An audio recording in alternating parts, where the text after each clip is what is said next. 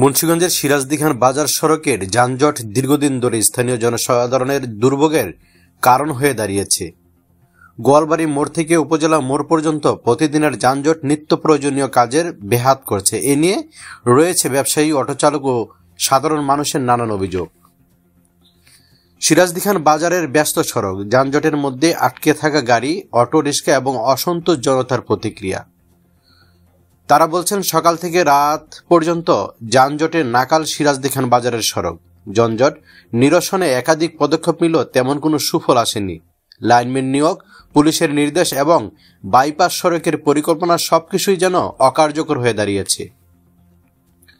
এ বিষয়ে একজন easy bike চালক ক্যামেরার সামনে এসে বলেন, লাইনম্যানরা আমাদের কাছ থেকে প্রতিদিন টাকা নেয়, কিন্তু তারপরও যানজট কমে না। বাইপাস সড়ক আছে, কিন্তু সেটাও অনেক অটো চালক ব্যবহার করে না। স্থানীয় বাজার কমিটি বলছেন, ট্রাফিক পুলিশ ছাড়া এই বাজারের যানজট কমানো অসম্ভব। আমরা পুলিশ প্রশাসনের সঙ্গে বারবার যোগাযোগ করেছি, তারা প্রথমে উদ্যোগ নিলেও পরে আবার আগের অবস্থায় ফিরে যায়।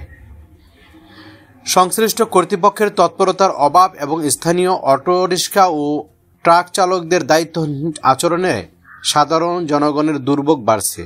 আশা করা হচ্ছে সঠিক পদক্ষেপের মাধ্যমে শীঘ্রই এই সমস্যা সমাধান করা হবে। সালাউদ্দিন সালমান, মুন্সিগঞ্জ, বিক্রমপুর টিভি।